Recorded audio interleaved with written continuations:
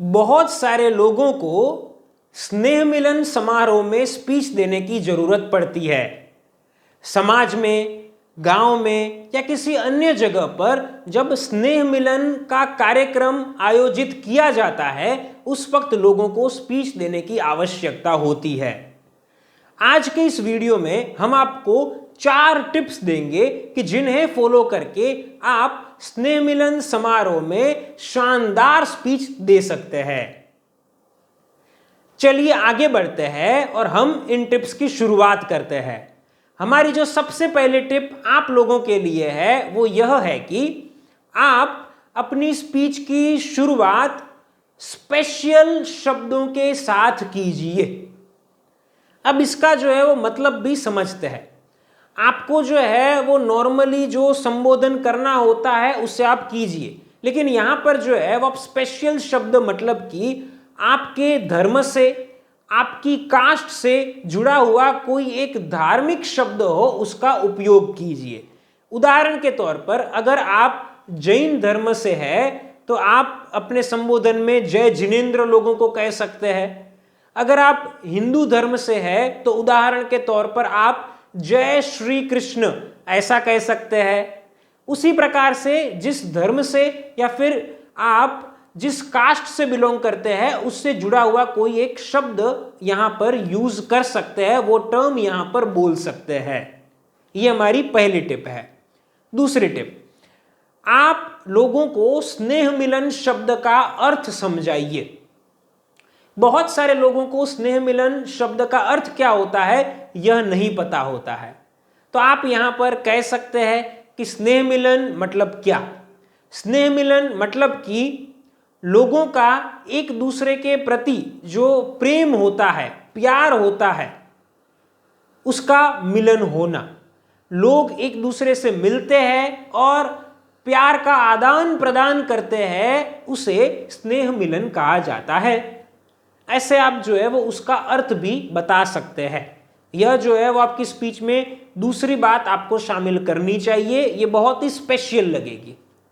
अब आगे बढ़ते हैं और तीसरी टिप हम आपको बता रहे हैं। तो तीसरी टिप में आप लोगों को स्नेह मिलन से होने वाले फायदों के बारे में बता सकते हैं। लोगों को आप कह सकते हैं कि कौन कौन सी एक्टिविटीज स्नेह मिलन के अंदर होती है और उससे क्या क्या बेनिफिट्स होते हैं। जैसे कि आप जो है वो सबसे पहले ये कह सकते हैं कि लोग जो है वो स्नेह मिलन में एक दूसरे के साथ मिलते हैं। लोग जब मिलते हैं तो एक दूसरे से बातें होती है। लोगों की जो है वो एक दूसरे से कभी कभार नई पहचान भी होती है। मिलने के कारण, बातें करने के कारण लोगों के एक दूसरे के साथ जो रिलेशंस होते हैं वो भी स्ट्रांग बनते हैं। भविष्य में जब एक दूसरे की जरूरत होती है तो लोग जो है वो एक दूसरे की मदद कर पाते हैं। बिजनेस से जुड़ी हुई भी जो है वो यहाँ पर हमें अपॉर्चुनिटीज भविष्य में मिल सकती है, क्योंकि हमारी जो है वो लोगों के साथ स्नेह मिलन में मुलाकात होती है। इन सब चीजों का आप जो है वो जिक्र कर सकते हैं। उसी प्रकार से स्नेह मिलन के अंदर जो दूसरे फायदे होते हैं उनका आप जो है वो यहाँ पर जिक्र कर सकते हैं। जैसे कि आप जो है वो सरस्वती सम्मान समारोह के बारे में कुछ बोल सकते हैं कि जिन बच्चों को अच्छे अंक मिले हुए होते हैं उनका सम्मान किया जाता है, यह आप कह सकते हैं।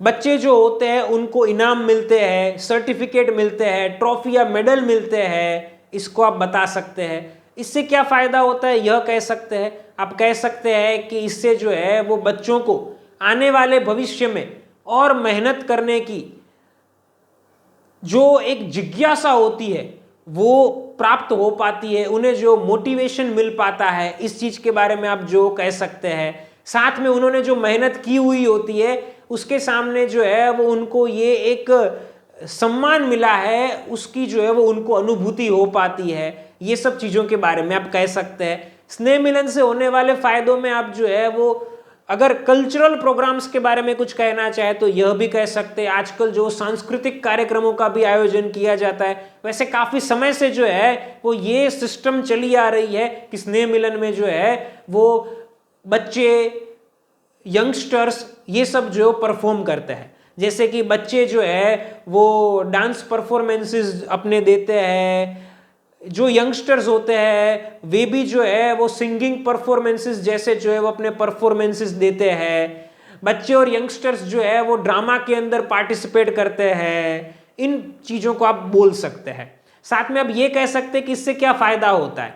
इससे जो है वो बच्चों को, यंगस्टर्स को एक स्टेज मिल पाता है, उनका कॉन्फिडेंस जो है वो बढ़ता है, उनके अंदर कोई हिडन टैलेंट होता है तो वो बाहर आ पाता है। ये सब जो बेनिफिट्स भी आप बता सकते हैं।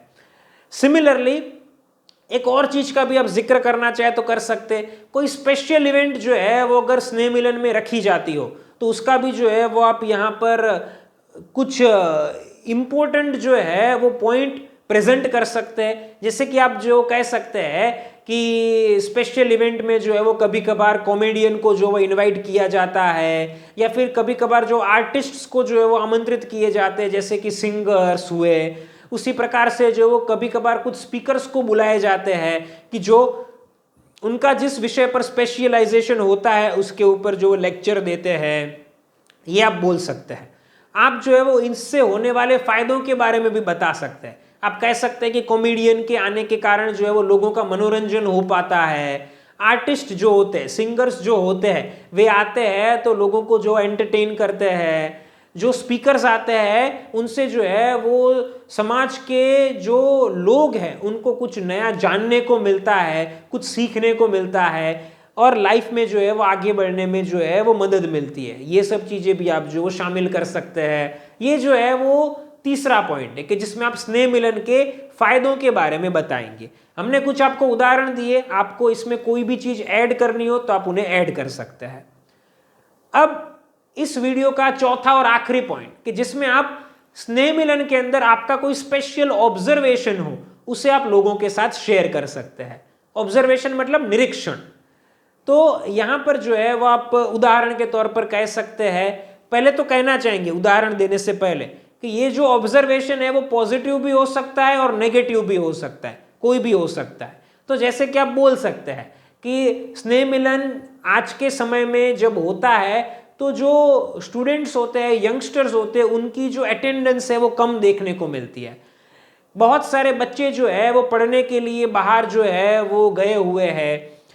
कुछ बच्चे वैसे होते हैं कि जिनकी पढ़ाई ही बहुत चलती है कि जिसके कारण वो इस प्रकार की इवेंट्स में हाजिरी नहीं दे पाते हैं। जो यंगस्टर्स होते हैं वो अपनी जॉब के कारण या बिजनेस के कारण जो है वो बाहर चले गए होते हैं कि जिसके कारण जो है वे इन प्रोग्राम्स को अटेंड नहीं कर पाते हैं। साथ में आप ये कह सकते हैं कि इसका नुकसान क्या होता है। आप कह सकते हैं कि इसके कारण जो है वो जो इवेंट होती है उसमें तो वो अपनी अटेंडेंस नहीं दे पाते, लेकिन इस प्रकार के जो सामाजिक फंक्शंस होते हैं उसमें समाज के साथ इन्वॉल्व नहीं हो पाते हैं। ऐसा आप बोल सकते हैं। आपके पास कोई आइडिया होता है तो उसका आप यहाँ पर जो है वो जिक्र कर सकते हैं। आप कह सकते हैं कि ऐसा भी किया जा सकता है कि समाज के अंदर जो यंगस्टर्स है उनमें से कुछ यंगस्टर्स को भी जो लीडरशिप दी जा सकती है कि जिसके कारण उन लोगों का इन्वॉल्वमेंट हो, प्लस में वे जो है वो दूसरे यंगस्टर्स को भी इन्वॉल्व करने की कोशिश करें। तो ऐसे जो है वो विचारों को साझा किए जा सकते हैं। इस प्रकार से जो है वो आप चौथे पॉइंट के अंदर आपका कोई स्पेशल ऑब्जर्वेशन होता है उसे आप शेयर कर सकते हैं। तो इस प्रकार से हमने आपके साथ ये 4 टिप्स को शेयर की कि जिससे आप स्नेह मिलन पर शानदार स्पीच दे सकते हैं। फ्रेंड्स, इस वीडियो के अंदर तो हमने आपको सिर्फ 4 टिप्स दी हुई है, लेकिन अगर आप ऐसा चाहते हैं कि किसी भी इवेंट के अंदर आप बेहतरीन स्पीच दे सके, आप जो है वो स्पीच लिखना जो है वो सीख सके, याद रखना कैसे चाहिए ये जान सके, एक्सेलेंट बॉडी लैंग्वेज और वॉइस मॉड्यूलेशन का इस्तेमाल कैसे करना चाहिए इसे लर्न कर सके, तो आप हमसे ट्रेनिंग ले सकते हैं। आप हमारे online live public speaking course को ज्वाइन कर सकते हैं। नीचे दिए गए नंबर के ऊपर हमारा संपर्क कीजिए, हम आपसे बात करेंगे और आपको बेहतरीन पब्लिक स्पीकर बनाएंगे। दोस्तों, हम आशा करते हैं कि आपको यह वीडियो पसंद आई होगी। फिर मिलेंगे एक नई वीडियो के साथ। तब तक के लिए थैंक यू फॉर वॉचिंग।